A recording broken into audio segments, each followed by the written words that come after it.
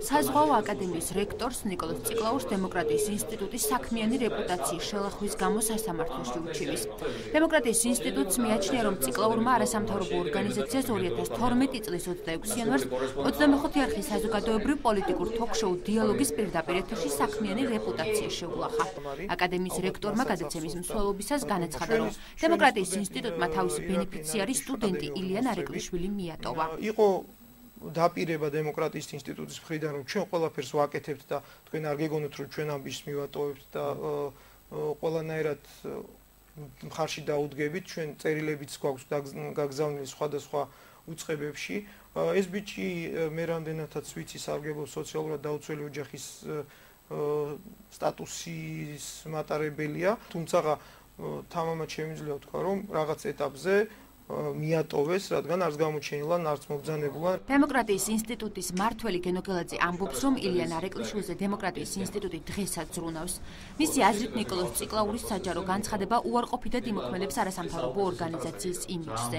მიგვაჩნია, რომ ამითი ჩვენ შეურაცხყოფა დემოკრატიის ინსტიტუტი და გაავრცელა არასწორი და მცდარი ინფორმაცია ჩვენი ბენეფიციარის შესახებ, როგორც ყოფილი პატიმრის შესახებ, რომელთანაც ჩვენ მუშაობთ უკვე 4 წელზე მეტია და დემოკრატიის ინსტიტუტს არავინ არ მიუტოვებია, დღემდე ვაგრძელებთ ამ ბავშვთან მუშაობას და მიგვაჩნია, რომ ის რაც გააკეთა საზღვაო აკადემიის რექტორმა იყო აშკარად და პირდაპირ შეურაცხყოფელი ჩვენი ორგანიზაციისთვის.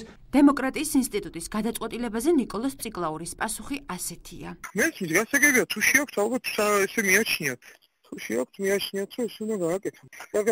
იურისტი არჩილ ხახუტაიშვილი სასამართლოში დემოკრატიის ინსტიტუტის ინტერესებს დაიცავს.